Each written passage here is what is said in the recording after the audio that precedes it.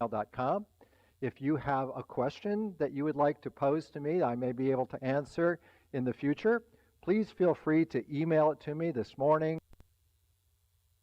Good morning, everyone, and welcome to the second class in this series of A Visit to Israel and Jordan. My name is Greg Strawn. I'm Minister Emeritus here at Circle Church of Christ, and I want to wish you a happy Easter. And before you say, uh-oh, the old man's kind of losing it, recognize that in Israel and Jordan, most of the folks who are followers of Christ are of the Orthodox tradition. And in Eastern Orthodoxy, today is Easter. So see, I still got it. You will notice on this slide, I posted my email address, greg.strawn@gmail.com. If you have a question that you would like to pose to me, I may be able to answer in the future. Please feel free to email it to me this morning or during the week, and I will try to respond to that. So, let's rejoin our journey through Scripture. Last week, when we left off, Israel was not in the best of places. The kings had led the nation to false worship.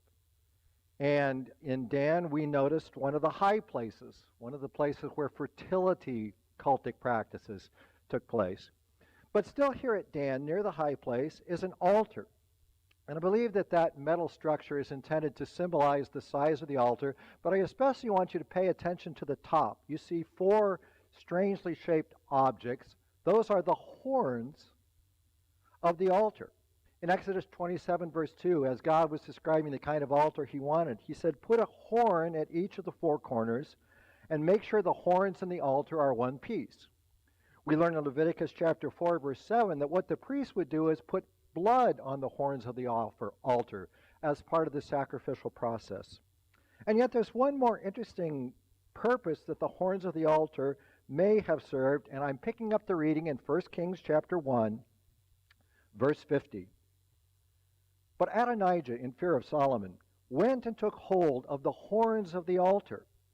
Then Solomon was told, Adonijah is afraid of King Solomon and is clinging to the horns of the altar. He says, let King Solomon swear to me today that he will not put his servant to death with the sword. Solomon replied, if he shows himself to be a worthy man, not a hair of his head will fall to the ground. But if evil is found in him, he will die. So apparently the horns of the altar also had some sense of, if you grabbed hold of them, it was a way of pleading for mercy. And now we travel on to Shiloh. The Israeli guides said Shiloh, but I'm much more used to Shiloh. We're back to the Central Highlands. And I'll confess that during my 4 decades plus of ministry, Hebrew was never my strongest suit. However, I'm going to be bold, and if you look at the top line, obviously it's in Hebrew, and as I read from right to left, because it's Hebrew, I think that what it says is, welcome to ancient Shiloh. Okay, very, very commonplace in Israel that all of the highway signs like this, were in 3 languages, Hebrew, Arabic, and English. And so that made life easier for me. Shiloh. This again is the model of the tabernacle that we observed last week from Timna Park, and I'm showing it to you because now we're going to go backwards a little bit in time to 1 Samuel, to a very important event that happened here at Shiloh. You remember the story. Elkanah had a wife named Hannah, but sadly she was barren, which is a very serious problem in ancient Israel. And so I'll just read some excerpts of chapter 3 to take us through chapter 1, to take us through the story, beginning with verse 3. Year after year, this man went up from his town to worship and sacrifice to the Lord Almighty at Shiloh, where Hophni and Phinehas, the 2 sons of Eli, were priests of the Lord. Verse 9. Once when they had finished eating and drinking in Shiloh, Hannah stood up. Now Eli the priest was sitting on a chair by the doorpost of the Lord's temple, and in bitterness of soul Hannah wept much and prayed to the Lord. And she made a vow, saying, O Lord Almighty, if you will only look upon your servant's misery and remember me, and not forget your servant, but give her a son. Then I will give him to the Lord for all the days of his life, and no razor will ever be used on his head. 17. Eli answered her, Go in peace, and may the God of Israel grant you what you have asked of him. Verse 20. So in the course of time, Hannah conceived and gave birth to a son. She named him Samuel, saying, Because I asked the Lord for him. And now the next time that Elkanah goes up to Shiloh for the annual sacrifice, Hannah didn't go along because she says, I want to wait until I've weaned the boy, and then I'll take him and present him there before the Lord, and that's where he will live. Verse 24, he is weaned. She takes along some objects for sacrifice, and the sacrifice is done. Verse 26, she said to Eli, As surely as you live, my Lord, I am the woman who stood here beside you praying to the Lord. I prayed for this child, and the Lord has granted me what I asked of him. So now, I give him to the Lord. For his whole life he will be given over to the Lord. And he worshiped the Lord there. Well, as the story unfolds, we discern that Eli and his families are being rejected by God because Hophni and Phinehas, Eli's sons, are doing really evil things. And they're supposed to be priests. They are priests. So now we come to chapter 3, verse 1. The boy Samuel ministered before the Lord under Eli. In those days, the word of the Lord was rare. There were not many visions. But as the story unfolds, God calls Samuel in the middle of the night. And verse 19, the Lord was with Samuel as he grew up. He let none of his words fall to the ground. And all Israel from Dan to Beersheba, remember in the Old Testament, that's the common descriptor of Israel, from Dan north to Beersheba south, recognized that Samuel was attested as a prophet of the Lord. The Lord continued to appear at Shiloh, and there he revealed himself to Samuel through his word. And Samuel's word came to all Israel. So a very important turning point where we see Samuel called to be priest and prophet for Israel. And this is the site where the tabernacle stood. Obviously, currently it just looks like a bunch of stones, but this is the site where centuries ago Samuel encountered the Lord. It was also a good place for me to have a nice talk with God about my own life. What do you suppose this might be? Well, Greg, it looks like a rock to me. Well, you're right, it's a rock, but you see that strange projection on the left? Archaeologists came across this in almost an accidental way, and as they began to consider what they were seeing, they recognized that this was most likely one of the horns of the altar, as we had seen earlier at Dan. I just liked this idea, this photo of the plant growing up out of the rock. And we are here in the Central Highlands, and so I'm going to give you a view to the east of a segment of modern Shiloh. This is the modern city. Jesus told us that a city on a hill is very apparent, and that's the case.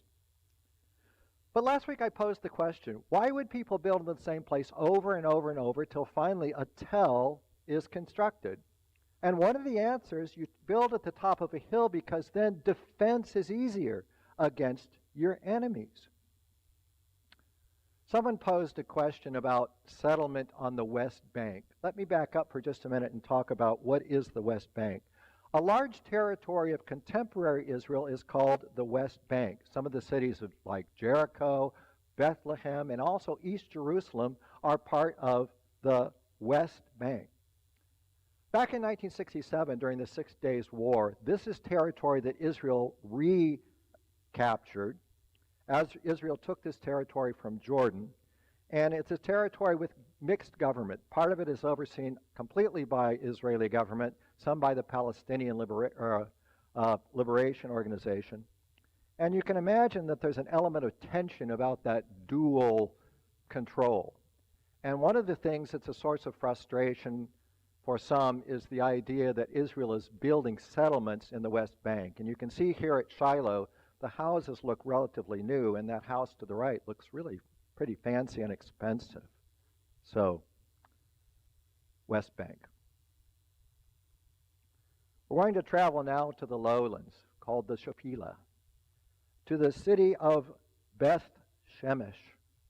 And let's just start by looking from a hillside off towards the Mediterranean Sea. I'm not certain what that city is. You can see some high rises in the distance. It may very well be Tel Aviv. One of the things to know about Israel, it is absolutely first world, very technologically advanced, very contemporary, modern kind of a place. Jordan, not so much. Third world in most of the places where we visited. Picking up our Bible story at 1 Samuel chapter 4, someone thought it would be a great idea to take the Ark of the Covenant out to battle against the Philistines. But unfortunately, the Ark was captured by the Philistines. But they discovered that it's not quite so much of a prize as they thought it might be. It's begun to cause problems. Plague comes along with it. Their idol up to Dagon falls on his face before the Arks of the Covenant. People begin to have tumors. People begin to have rats all over the place. And they finally recognize that we better get rid of the ark. And so here we have another look towards the sea, a little bit to the right. 1 Samuel 6, verse 1 and 2. When the ark of the Lord had been in Philistine territory 7 months, the Philistines called for the priests and the diviners and said, "What shall we do with the ark of the Lord? Tell us how we should send it back to its place." And there's an idea answered, and in verse 7, the answer is, "Get a new cart ready with 2 cows that have calved and have never been yoked. Hitch the cows to the cart, but take their calves away and pen them up. Take the ark of the Lord and put it on the cart, and in a chest beside it put the gold objects you are sending back to him as a guilt offering." They made some golden rats, some golden tumors. "Send it on its way, but keep watching it. If it goes up to its own territory toward Beth Shemesh, then the Lord has brought this great disaster on us. But if it does not, then we will know that it was not his hand that struck us and that it just happened by chance." So they opted to go ahead and do that. And we turn a little bit farther to the right, and here's the valley leading up to Beth Shemesh. Well, what happened? They took the cows, they hitched them to the cart, they let them go, they put the gold objects on the cart. Verse 12, the cows went straight up toward Beth Shemesh, keeping on the road, lowing all the way. They didn't turn to the right or to the left. The rulers of the Philistines followed them as far as the border of Beth Shemesh.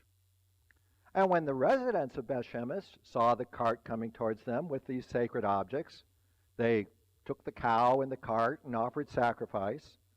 The Levites took down the ark of the Lord, and the Philistines went back home to the coastland at that point in time. Now we're looking towards Beth Shemesh, where the cows and cart traveled. But if you go to Beth Shemesh today, there's a shopping mall, which is just a beautiful mall. I mean, as nice or nicer than anything I've encountered here in Oregon. And yet I got to tell you, when you get to this mall, you got to go to the food court. Go upstairs, go to the food court, and the very first restaurant on the left is kind of a fusion place. You got to try it. I mean, okay, so there's Foot Locker there and various, but you got to go to this restaurant, because this is after I'd eaten a little bit of the lamb kebabs.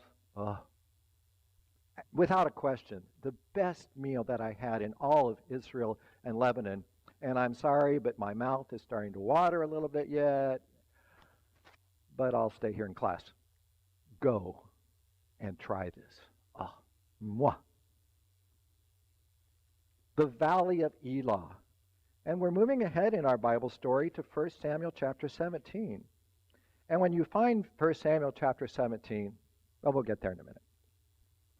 You can see it was quite a hike up this hillside to be able to see the Valley of Elah. The buses are there in the distance. It was a difficult hike. The path was very slippery, not because of the sand and stone.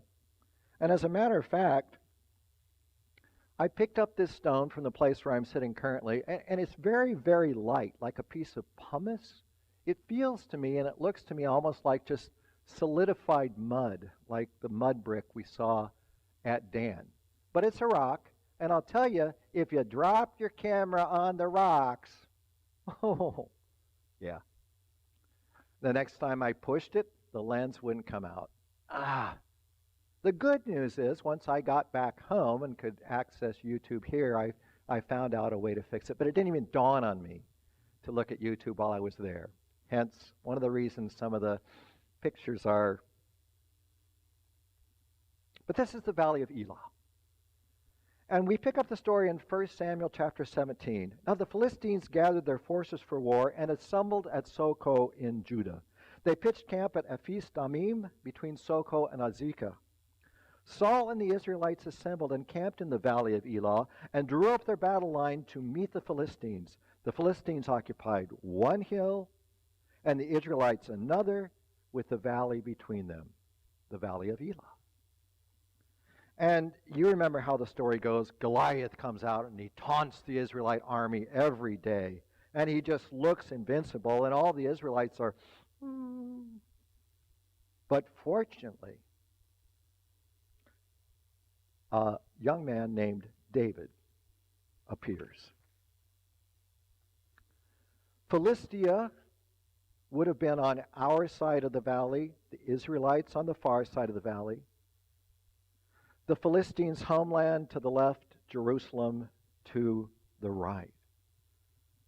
And so, chapter 17, verse 40, what does David do? He took his staff in his he took his staff in his hand, chose 5 smooth stones from the stream, put them in the pouch of his shepherd's bag, and with his sling in his hand, approached the Philistine. Oh, and Goliath just starts insulting David, which is part of this ancient Near Eastern way of doing battle. What am I, a dog, that you come at me with sticks? And David has his own response, because when it comes down to it, warfare in the ancient Near East is about who's got the bigger God. Verse 45, David said to the Philistine, "You come against me with sword and spear and javelin, but I come against you in the name of the Lord Almighty, the God of the armies of Israel, whom you have defied, and this day the Lord will hand you over to me. I will strike you down and cut off your head." And we know that that's exactly what happened. And the rout was on as Israel defeated the Philistines. While I was there, I posed to one of the guards, "Do you suppose this is the stream where David went and gathered his stones?" And the response was, "Sure could be." I note that today it looks more like an irrigation canal, but it's fascinating to me to imagine hero David being at this very spot. En-Gedi is down near the Dead Sea. This was really one of Pam's favorite spots, and I think in part because she had been reading through the Bible in the year 2019, and so there was something about this that was especially fresh and memorable to her. It's an area that's very rugged and desolate. There are caves all over the place, and just for curiosity's sake, last week, when I was talking about the wilderness wanderings and Israel in the desert, we were in Wadi Rum. And you can see this kind of sandstone. Here you see 3 layers. I thought it was really quite beautiful. And remember, I mentioned this was a place where The Martian was filmed. See how red the sand is? Well, I'm showing this so that I can really highlight the contrast to the stone from En-Gedi. Do you see how it's very white and solid and rigid? It's a different kind of stone than what we saw over in Jordan. So now we're at En-Gedi. Here's a trail map, and you can see that there's a large hilly plateau which suddenly just collapses over to the shores of the Dead Sea. And En-Gedi is this area where you see the trail map. We pick up our Bible story at 1 Samuel chapter 23. And the reality is, this is a season in David's life where Saul is after him. Saul is pursuing David, chasing him through the desert of Ziph, chasing him through the desert of Maon. And at chapter 23, verse 23, "And David went up from there and lived in the strongholds of En-Gedi." So I want you to imagine for a moment that you're David, and you've been experienced this awful season of life. Saul is pursuing you, plus you've been living in the desert. And now you come to En-Gedi, oasis, waterfalls, greenery, pools. En-Gedi. Chased through the desert. En-Gedi.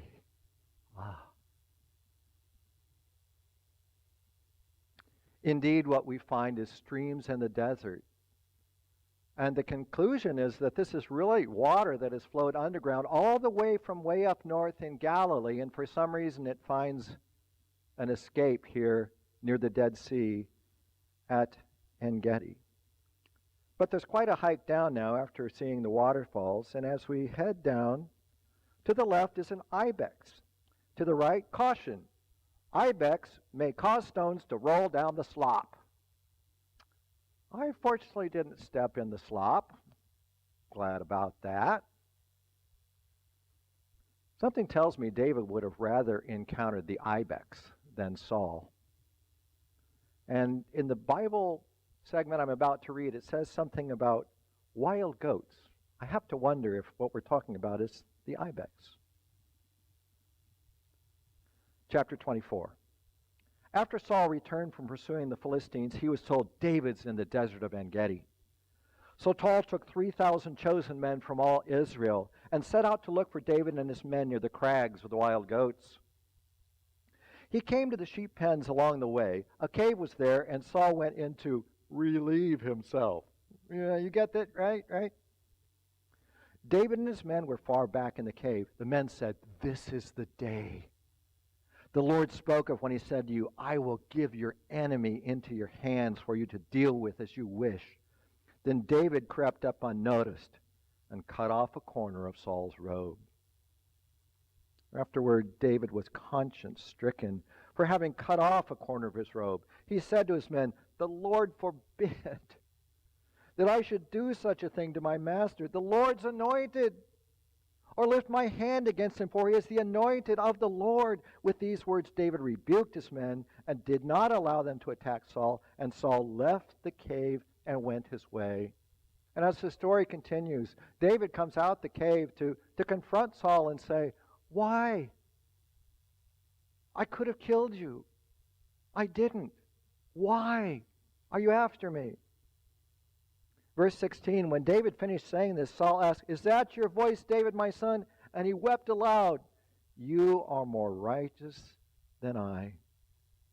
You have treated me well, but I have treated you badly. And so Saul breaks off his pursuit of David, and actually he recognizes that, verse 20, David, you will surely be king, and the kingdom of Israel will be established in your hands. And it's not all that long later in our story that Saul's life ends. Is this the cave? There are lots of caves around En-Gedi, but this might be the one. Beth-Shean.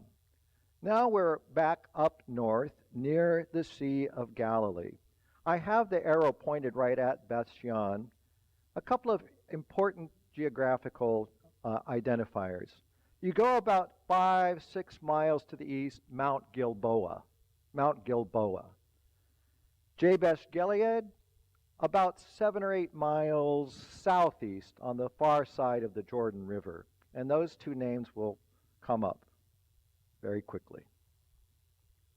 This is a model of the city from Roman times. And obviously, if we're talking about Saul, we're talking well before Rome was the big dog in town. But I show you this primarily to show to you that even at the Roman times, a wall was an important part of the city structure. And we're moving ahead in our story to 1 Samuel chapter 31. And once again, Israel and the Philistines are at war. Unfortunately, this time, the Philistines killed many, many Israelites at Mount Gilboa. And when Saul recognized that things were just going terribly, he committed suicide. he fell on his own sword. Chapter 31, verse 8. The next day, when the Philistines came to strip the dead, they found Saul and his 3 sons fallen on Mount Gilboa. They cut off his head and stripped off his armor, and they sent messengers throughout the land of the Philistines to proclaim the news in the temple of their idols and among their people. They put his armor in the temple of the Ashtoreth and fastened his body to the wall of Bethshan. Bethshan, same place. When the people of Jabesh Gilead heard of what the Philistines had done to Saul, all their valiant men journeyed through the night to Bethshan. They took down the bodies of Saul and his sons from the wall of Bethshan and went to Jabesh, where they burned them. Then they took their bones and buried them under a tamarisk tree at Jabesh, and they fasted for 7 days. This is the tell in the background that I showed you last week. It's at Bethshan, the Roman city, in the foreground. But this is where the last events of Saul took place. And last week I posed the question, why keep building city on city on city so that a tell emerges? I mentioned a moment ago, you build on the top of a hill because it's good for defense from your enemies. The second reason, water. People need water. And so you continue to build a city at places where water is readily available. And this is the water source from Roman times. It's not easy to see on this photo, but on that wall in the very front, you see some lions' heads. The water would have squirted out of the lion's mouth. And we'll revisit Bethshan and talk more about Roman civilization once we start traveling with the Apostle Paul. Finally, Jerusalem. Jerusalem. And so it's time for the red hat, the Jerusalem hat. And it's got a bit of a story. Late afternoon, early evening in Bethlehem, when the sightseeing and learning was over, jumped on the bus. Well, there are often people who sell souvenirs at places where they know there are going to be a lot of tourists. So I was sitting on the bus, I hear this guy shouting, Jerusalem hat, $10, $10, $10. Not getting any takers. Hats, 2 for $10, 2 for $10. Well, still no takers. And eventually, he starts shouting, 5 hats for $10. And my friend Robert, who I met on this trip, went out, laid down the $10, came back with 5 hats, 5 different color hats. Okay.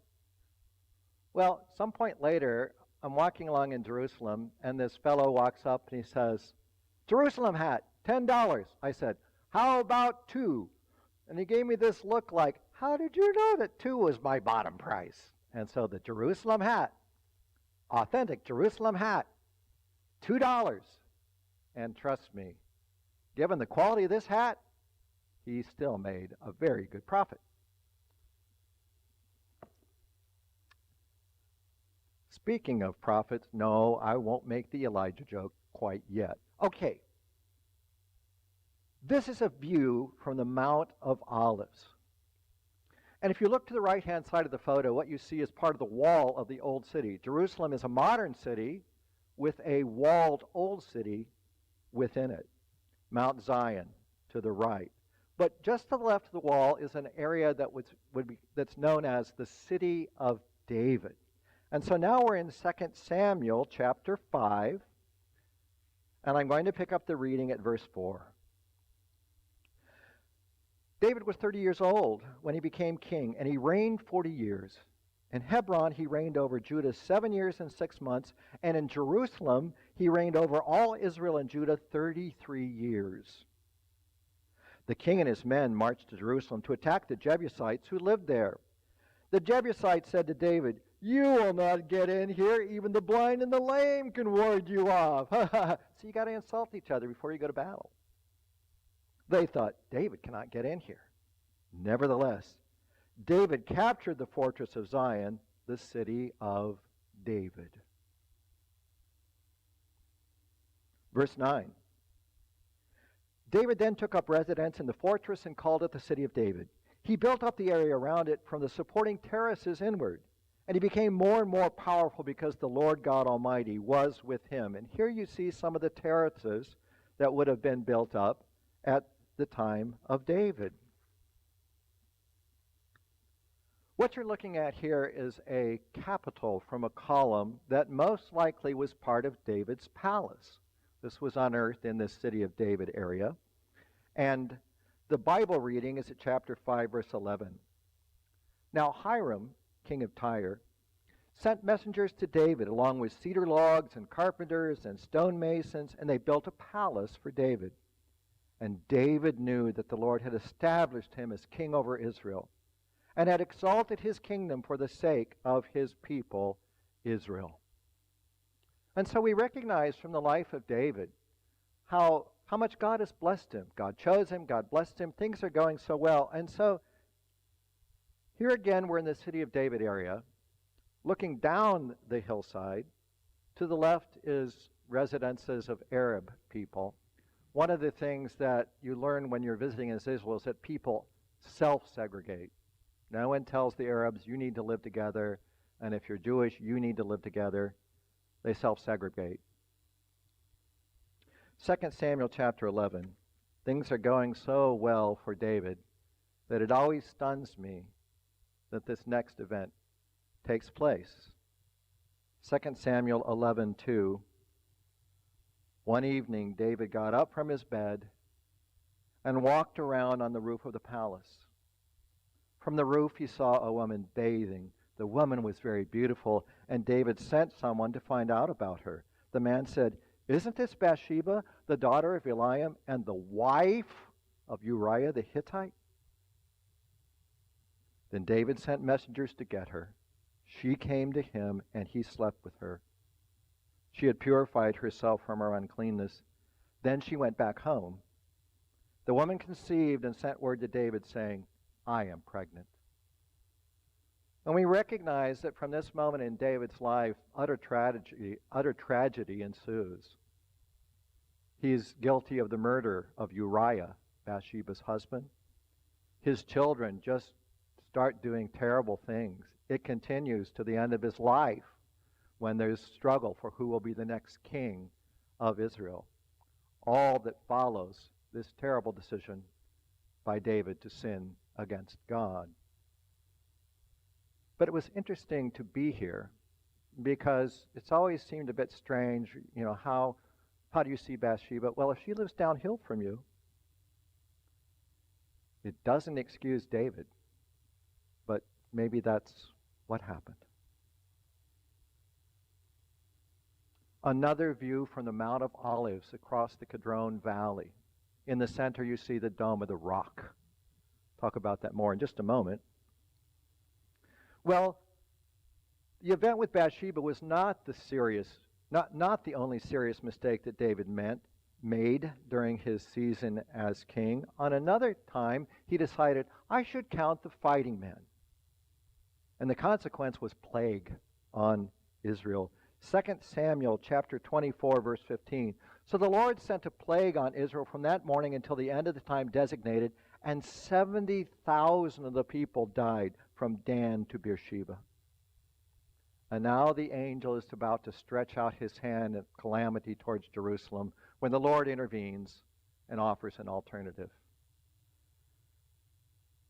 In this their own strange COVID-19 season, 2 Samuel 24:18. On that day, Gad, a prophet, went to David and said to him, "Go up and build an altar to the Lord on the threshing floor of Araunah the Jebusite." And so David does go to see Araunah.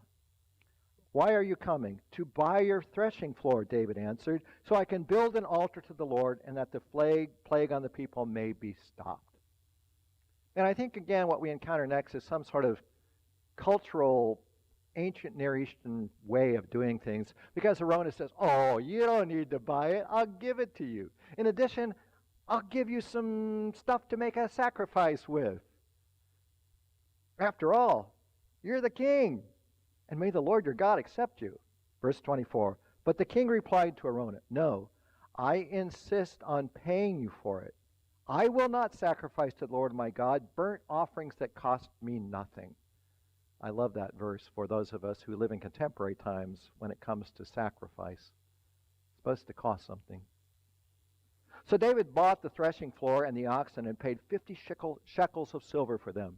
David built an altar to the Lord there and sacrificed burnt offerings and fellowship offerings. Then the Lord answered prayer on behalf of the land, and the plague on Israel was stopped.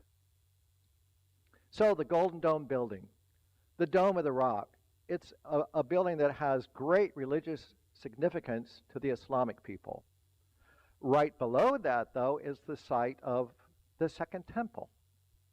And I imagine the First Temple, and below that, the threshing floor of Arona. So in a sense, David purchased this real estate for the Jewish people to have a holy site. Now, some folks suggest that Mount Moriah, where Abraham offered Isaac, is in this very same area. That's a little less certain. In the Old City, here's a closer view of the Dome of the Rock. That's the western wall of the Second Temple, so very close to temple grounds. And this photo primarily I'm showing you just to show this blend of ancient and modern. If you look here, we're in the Old City of Jerusalem, but if you look on the roof, you see things like TV dishes and solar panels. Those cylinders that are black and white, I'm not sure, but I wonder if the black part is like some kind of solar water heating or something of that sort. The Old City can be a tense place because you have Jewish people and Islamic people, Christian people and Armenian people. Each have their own quarter of Old Jerusalem. And I think it was Ralph, the Israeli guide, who mentioned something about political tension.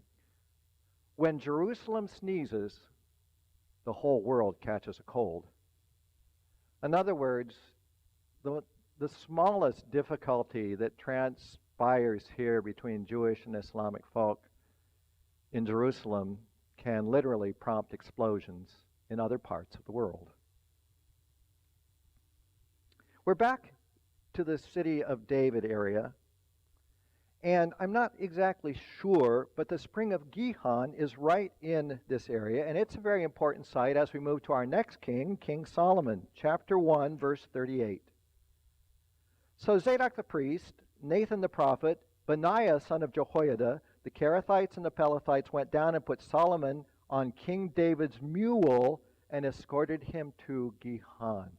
Interesting that that Jesus comes to Jerusalem on a donkey. Might be a connection point to this one. Verse 39, Zadok the priest took the horn of oil from the sacred tent and anointed Solomon. Then they sounded the trumpet, and all the people shouted, "Long live King Solomon!" And all the people went up after him, playing flutes and rejoicing greatly, so that the ground shook with the sound. Now, the anointing of Solomon as king is very important because it settles the intrigue about which of David's sons will follow David as king. And we remember Solomon as the great king who finally built the first temple. This is at the Israel Museum in Jerusalem. And there is a model of Jerusalem at the time of Jesus up to about AD 70 when the Romans destroyed the city. It's a 1/50th scale model. So take 50, make it 1/50th of that, and that's what you have. Scale model. Look here and you see a picture of the temple and the courts. Again, it's at the time of Jesus, so this isn't exactly what Solomon would have built, but it's what I have as a picture of the temple. I'm kind of astounded by how large the courtyards are in relationship with the central area of the temple. Earlier when I showed you the tabernacle and we looked at some of the various important sites within the tabernacle itself, you can see how the tabernacle model is repeated here in the temple with the courts outside, but there in the center part you see the tabernacle area. There are quite a few tunnels under the city of Old Jerusalem, and you can walk through some of them.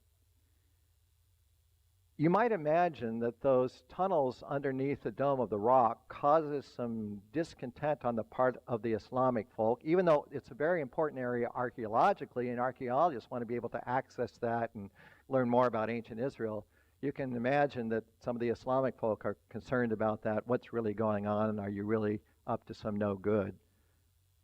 But here, welcome to the Western Wall tunnel sites. The Western Wall is a sacred site.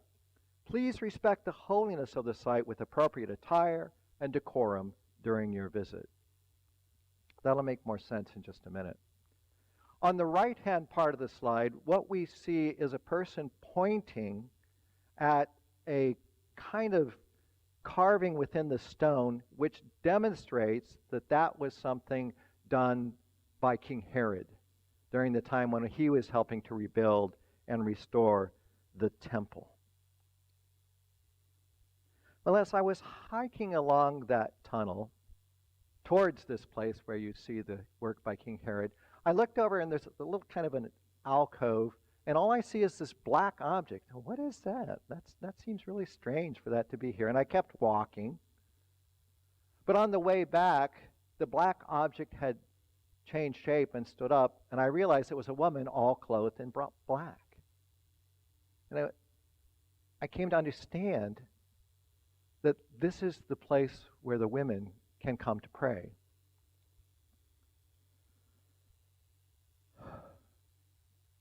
And what she's doing is praying in the place which is absolutely closest to the ancient Holy of Holies as she can get. I almost broke into tears at that moment, recognizing how desperately she wants to get close to her God. And what a privilege we have to pray in Jesus' name and instantly enter the very throne room of God. And there's just something about that that still strikes me at this moment of the depth of her pursuit to be close to her God. And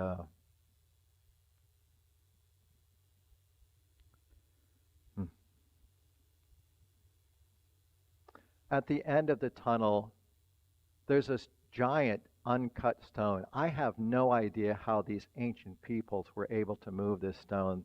It's estimated it weighs 500 tons. And so I shot a photo to the left and a photo to the right, and as far as I could see, I couldn't see any seams at all, and just astounding.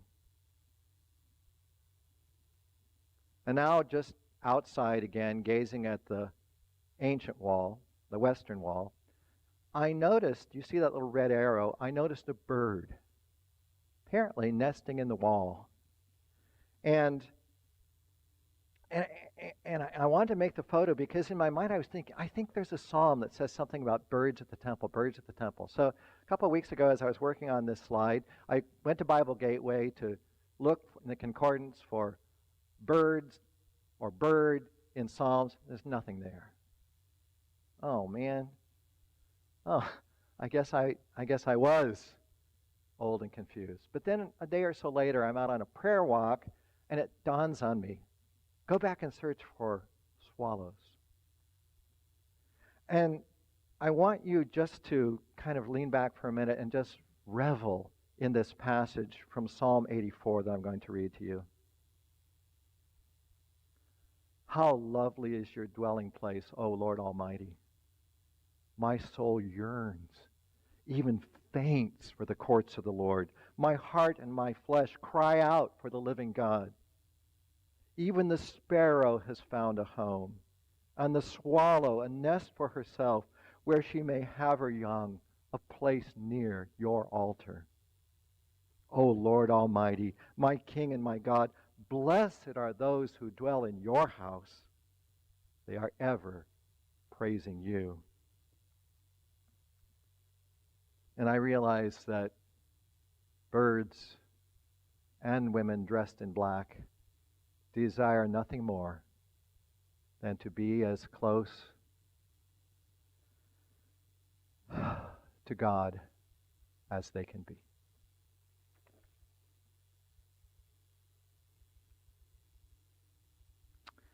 We travel now far south down to the Red Sea. This is Eilat. In the Old Testament, it's referred to as Elath. And currently, it's something of a vacation spot. It's pretty close to the Egyptian resort of Sharm el-Sheikh, world-class scuba diving. But this is Eilat. You might be able to make out some kiteboarders, some windsurfers. I went snorkeling there. There's some beautiful tropical fish. But we continue our Bible story at 1 Kings chapter 9. We're still learning about the life of King Solomon. Chapter 9, verse 26 and 27. King Solomon also built ships at Ezion-Geber, which is near Eilat, in Edom on the shore of the Red Sea. And Hiram sent his men, sailors who knew the sea, to serve in the fleet with Solomon's men. They sailed to Ophir and brought back 420 talents of gold, which they delivered to King Solomon. And even today, this is a seaport area as well as a tourist area. Now we go back up north. The Mount Carmel, it's actually a small range of mountains that projects from the southeast out into the Mediterranean. At the base on the north is the contemporary city of Haifa. And at the top of Mount Carmel, Catholic nuns have a monastery, and this is a statue of Elijah there at the crest of Mount Carmel.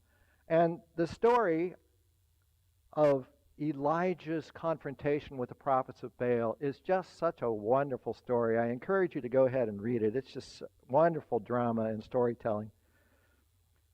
1 Kings chapter 18, verse 19.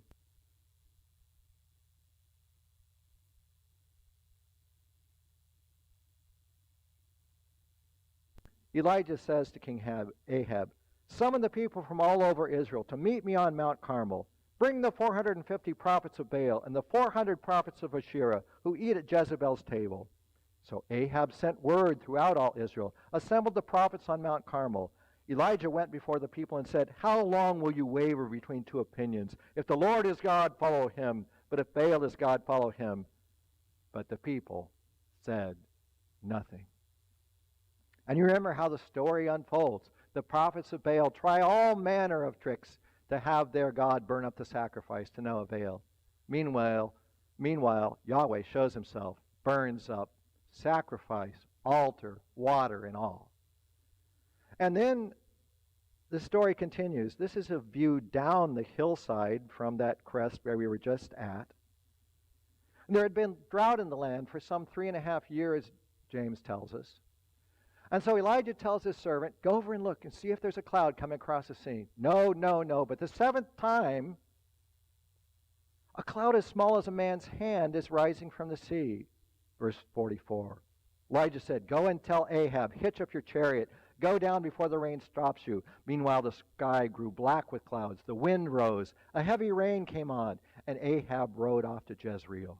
The power of the Lord came upon Elijah, and tucking his cloak into his belt, he ran ahead of Ahab all the way to Jezreel.